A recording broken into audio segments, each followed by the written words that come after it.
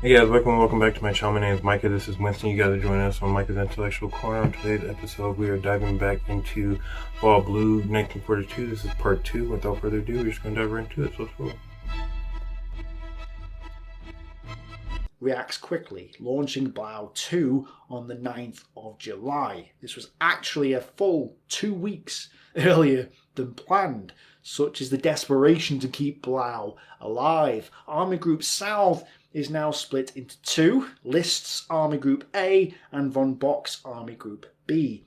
And Kleist's 1st Panzer Army is let loose across the Donets River. What happened over the course of the next few days, in any other context but war, could be described as a comedy. Kleist is ordered to go left, then right, then over here, then over there, then over there. And it was a very frustrating time for Kleist, whose army finally met at Milleroi. Yeah, obviously it looks like he's just going on a wild goose chase. It almost looks like it would resemble something off of British humor, something just, some goofy, off-the-wall stuff, but... You know what I'm saying? Like, it literally looks like something you'd see off, like, Black Otter or something, but what are you going to do? Met at Milleroi with 6th Army and 4th Panzer Army. The bag of Soviet prisoners they took was just 40,000. That was practically nothing. In fact, in the previous 2 weeks, the Germans had only taken 100,000 Soviet prisoners of war. This was tiny compared to what they'd hoped to have taken. You see, because of the desperation in trying to salvage something from the Blau plan, the mobile elements had gone ahead to try encircle the fleeing Soviet soldiers. And they had to do this rapidly, otherwise the Soviets would slip their grasp. So the panzers had actually shot off ahead of the infantry, much like the year before, and the infantry simply couldn't keep up with them. Most of the Soviet troops they had encircled had actually been driving alongside the German panzer columns, or had dispersed before them, or hadn't actually been encircled because the German infantry couldn't keep up. It was a repeat of the same problems that had happened during Operation Barbarossa. The chess game does not work on a go board. It had all gone wrong and a scapegoat was found. Von Bock was sacked on the 17th of July and replaced by Weichs. The charge against Bock was that he tied up the panzer forces at Voronezh for too long, although Weichs had also wanted the panzers for Voronezh too. So anyway, the Blau plan was in tatters and the Soviets were now responding.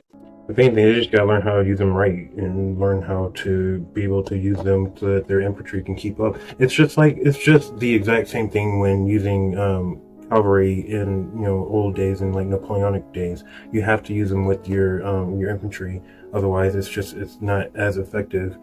If your cavalry is going towards infantry, you have to bring in some more infantry to help them out. Otherwise, you know what I'm saying, it's you can end up with squares and the cavalry's just riding along like we saw in Waterloo and stuff like that. But anyway, let's keep in the wake of the German attack, and for his failings here and in the previous year, Timoshenko was dismissed, and in his place the Stavka created 2 new fronts. The first was the Voronezh front on the 7th of July, which would be commanded by Vatutin on the 14th of July, and the Stalingrad front, created on the 12th of July.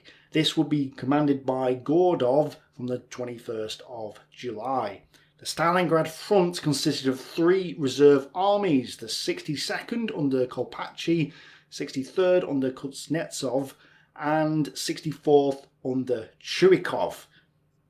2 of these reserve armies would become famous in the Battle of Stalingrad. Now, the Soviet High Command still thought that the Voronezh front was the most important because the Germans were clearly aiming towards Moscow.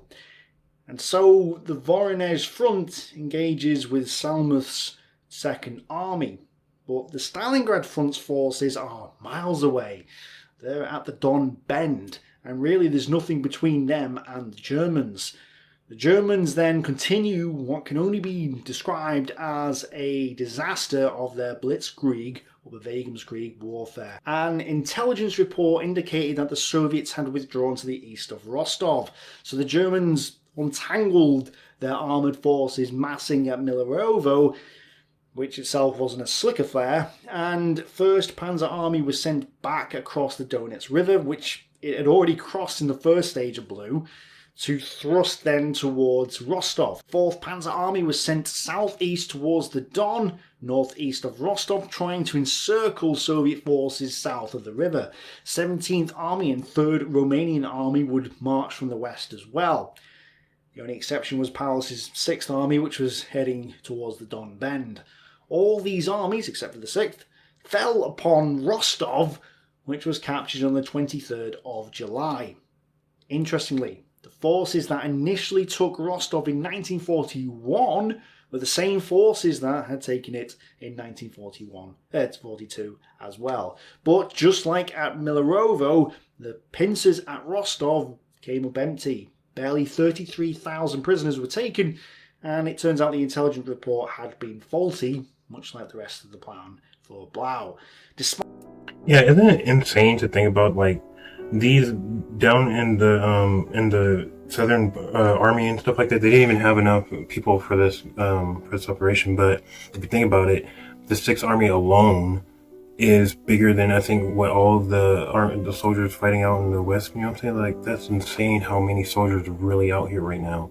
But it's still tiny compared to what they really need. So it's just insane to think about. Despite taking territory, the German army had not gobbled up the Soviet forces in front of it, and it had only got this far by consuming large quantities of its own fuel. Its logistics were getting stretched further and further the more miles it went, and there was nothing immediately ahead of the pincers to destroy. So now we come to possibly one of the big decisions of the war, one which scholars have pondered over for years and which nobody seems to have made a clear answer to. We're talking about Führer Directive number 45. This order is the catalyst for the disaster at Stalingrad and has been seen as the ultimate failure of the German summer offensive in 1942. If you think Stalingrad and the events of 1942 are the turning point of World War II, or just one of the big turning points, then this is the order that you absolutely have to understand. Now, much like the Soviet retreat or rout debate before, scholars are still debating the reasons for the decisions made in Führer Order number 45. So, as not to get ahead of ourselves, first I'm going to give you the reasons for the decisions made in the context of Blau and the wider war. And then once you understand why this decision was made, then I'll explain the consequences of the decisions. The German economy and the war effort is suffering under a massive oil crisis. Even with Romanian oil, the deficit is crippling. Germany needs the oil of the Caucasus in order to continue the wider war. Germany is also at war with Britain and the United States, and while they only have 3 divisions tied down in North Africa at this point, there is a constant threat of an attack in the west. Britain had raided the French coast at Bruneval in February 1942, and would also raid again in mid-August, the famous Dieppe raid. In addition, there was a larger threat of invasion thanks to the United States, and the only way Germany could hope to win a fight against the USA was to gain the oil her economy and mechanized forces needed. Hitler was aware of the Soviet press and propaganda talking about a coming second front in the West as promised by the Western Allies. Hitler was also aware that the success of the Western Allies is dependent on the Soviet Union surviving in the East. The more he wins in the East, the more likely an invasion of the West becomes, because the Allies have to attack Germany while her armies in the East are tied up. Hitler may have been an evil man, but he was also the leader of a nation, and he was not insane. He understood the strategic picture very well, unlike many of his generals who were trained to look at things tactically and operationally. He understood that this war was a war for resources. As Toprani says, this was the first war for oil.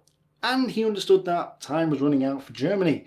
The window for success, a hard time limit, was closing, and if Germany didn't get oil soon, she would no longer be able.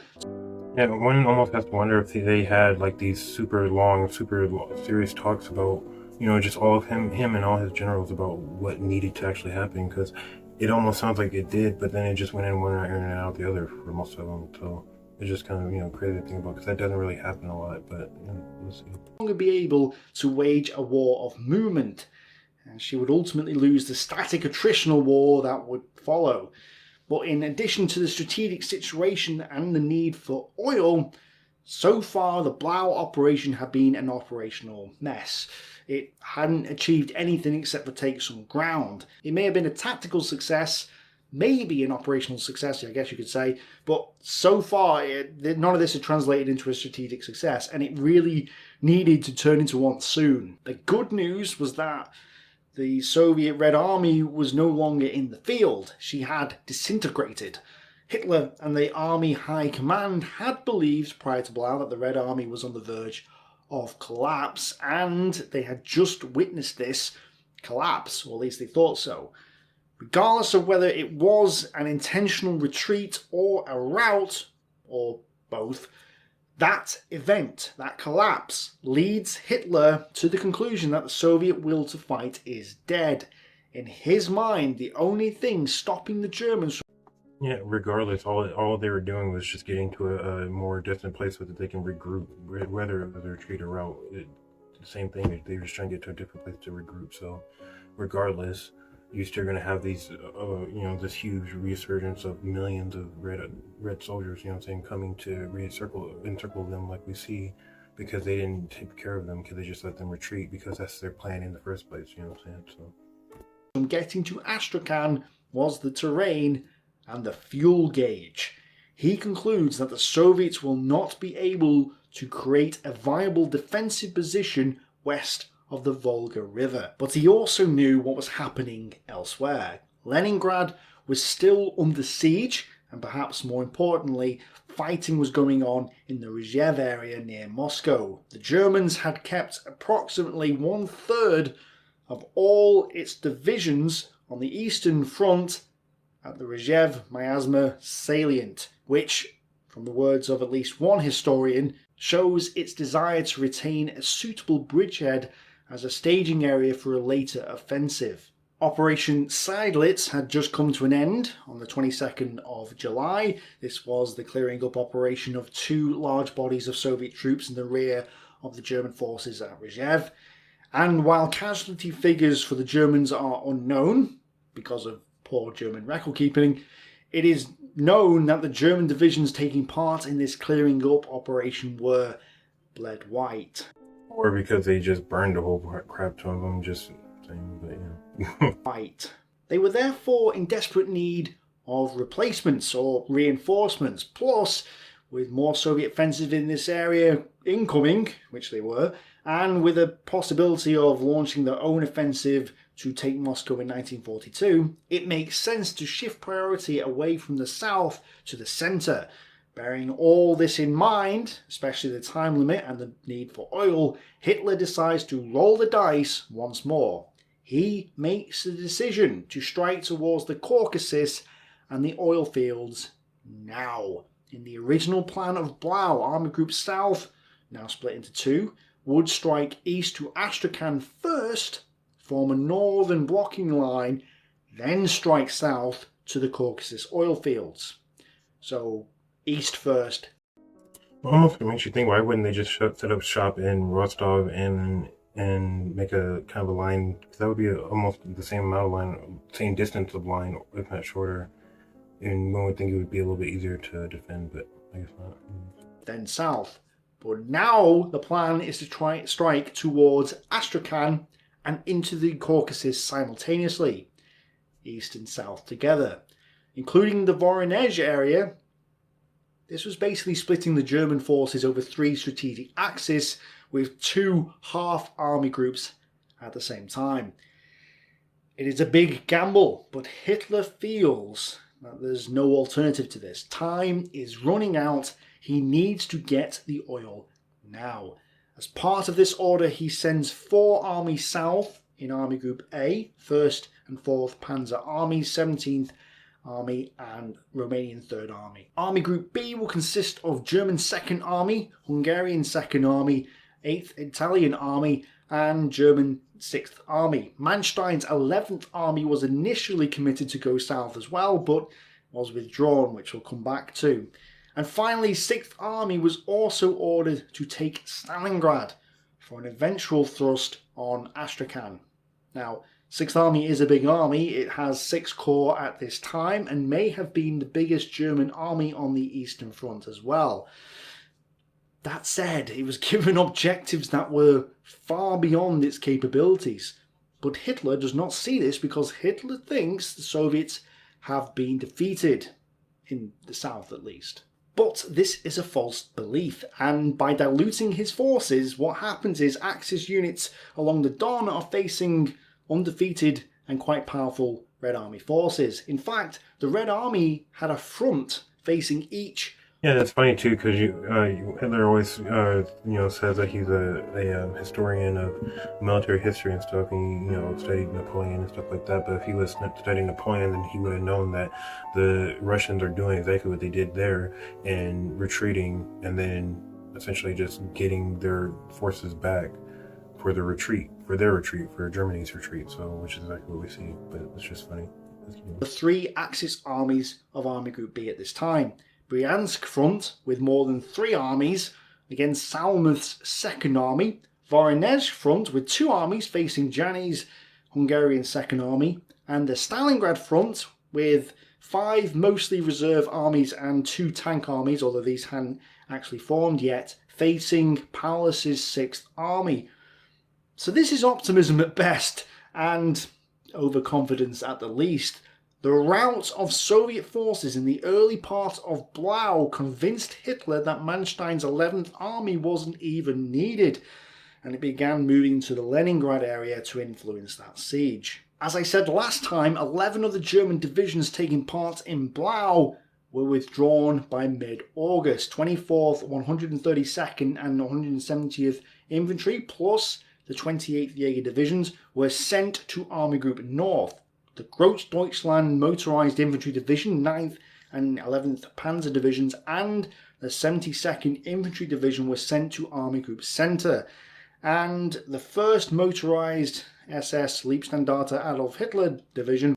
I mean, I know everybody always says, what would have been if, the 9th Panzer Division would have just stayed with the 6th. I mean, would it matter? Because, they would have just been bogged down in the city. And how good are, panzers in urban environment, because I know for a fact those tracked vehicles aren't the best on pavement. Like, they tear up pavement like crap. And they freaking, you can break track on pavement, like, really easily. So, I'm just saying, just as somebody who's driven a tracked vehicle before, it's really crappy vehicle type. But anyway, let's keep going on.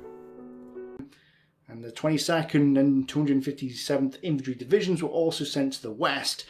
This was 15% of the German divisions deployed for Blau and 25% of Blau's mobile formations. On top of the fact that reinforcements had already been deprioritized for the southern front and sent to the central front, as shown in last Monday's video, this effectively stripped and diluted the German forces in the south.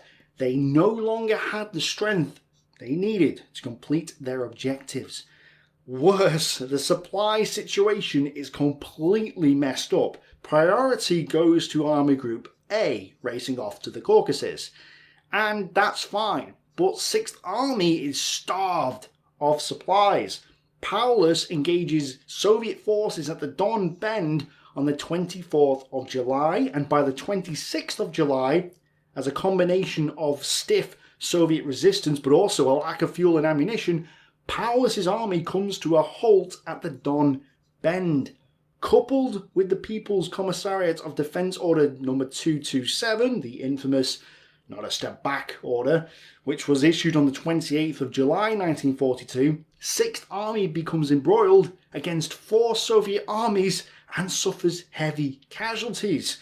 Now, I'm not going to go into detail with this part of the battle today because I'll be covering this in much greater detail in my main Battlestorm Stalingrad documentary, which is upcoming.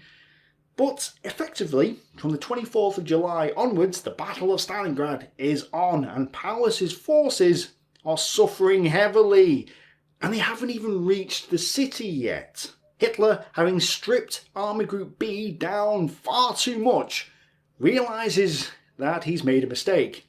He sees that he needs to reinforce Paulus quickly in order to get the offensive going again, so he orders Hoth's 4th Panzer Army from Army Group A to turn about once more and come back to Paulus's rescue. It wasn't until the 7th of August that Paulus could get going again, and Hoth's forces sputtered into action from the 31st onwards, since fuel was also lacking for him as well. The logistics strain on the whole southern front was having a massive impact, which would plague both Paulus and Hoth all the way up and into the thick of the fighting inside Stalingrad city. Meanwhile, this stripping of 4th Panzer Army from Army Group A, plus the fact that Manstein's 11th Army had gone on a picnic to Leningrad, meant that List had just 3 armies: 1st Panzer Army, 17th Army, and Romanian 3rd Army. These would have to drive the 650 kilometers to Grozny, getting stretched thinner and thinner over a front that was 300 kilometers wide while they drive further and further away from their supply base. Oh, and List only had 1 German infantry division.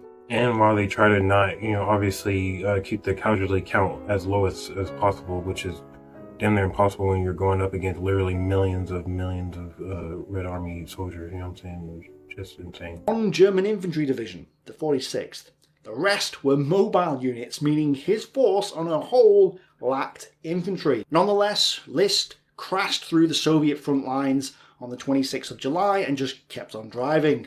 The Romanians were subordinated to Ruoff's 17th Army, which is now renamed Army Group Ruoff, although this was more of a Kampf Group style unit rather than a separate army group since it was still under Army Group A. The Romanians and the 17th Army marched sort of along the coast, while Kleist's army raced off towards Mayakop.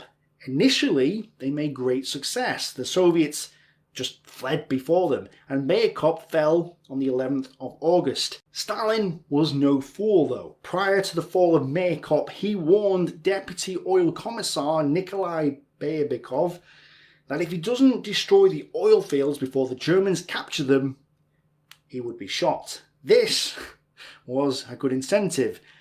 The Germans found the oil fields completely destroyed, and, well, they were actually impressed by the effort the Soviets went to in order to prevent the Germans from using the oil fields. The Germans would get the oil fields up and running again, slightly, but they only got in the region of 750 tons of crude oil from Mayakop, which was a drop in the ocean compared to what they actually needed. Therefore, the destruction of the oil fields was a success. So, well done, Berbikov. Now, while Mayakop may have fallen, Soviet General Budeny, commander of the North Caucasus Front, was beginning to slowly regain control of the routed forces beneath him. And the thing is, while most of the troops were fleeing at this moment in time, if he could steady them, he'd have in the region of 600,000 men, although 87,000 of these would be sailors from the Black Sea Fleet. This would be more than enough to halt the diluted forces of Army Group A. And indeed it was. By late August, List's forces had ground to a halt in the Caucasus Mountains and had been unable to get to Grozny.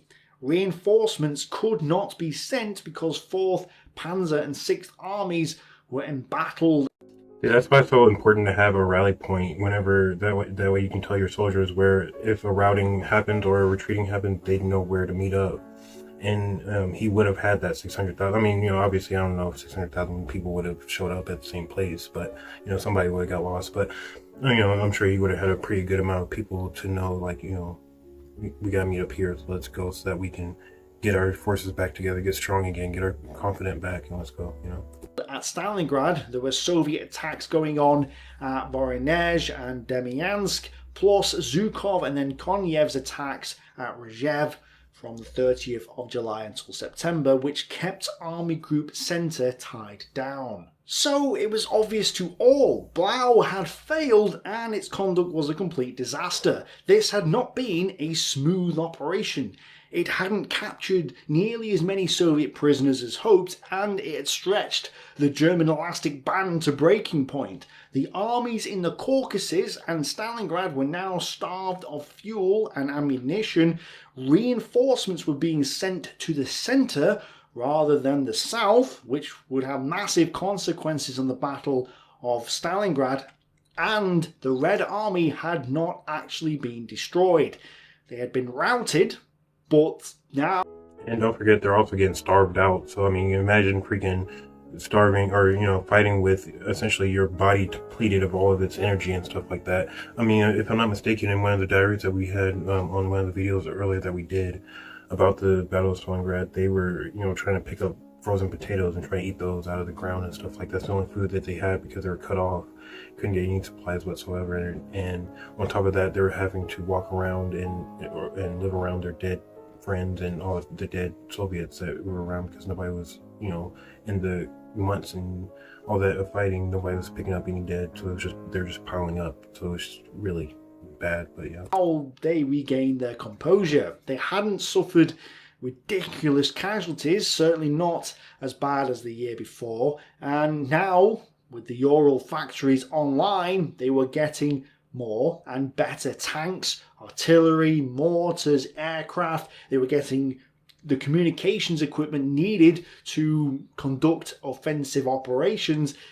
They were reorganising their units and husbanding their resources for a future attack. Blau had spread the German forces out thin across a wide front of 4,100 kilometres.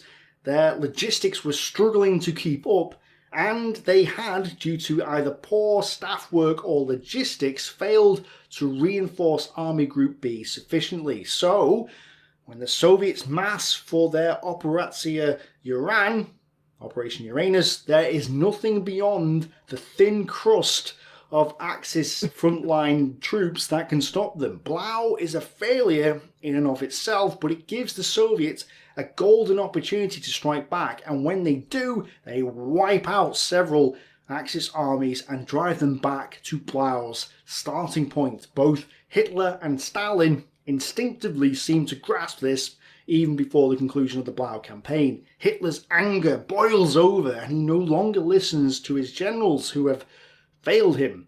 Bock's already gone. List is sacked on the 9th of September for failing to keep the offensive going. Several others, like General Heim, are sacked as well.